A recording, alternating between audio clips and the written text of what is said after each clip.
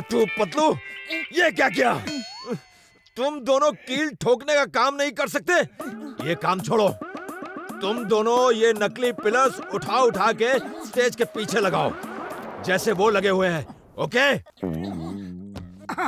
Thank you sir, बस ये आखिरी कील ठोक दे।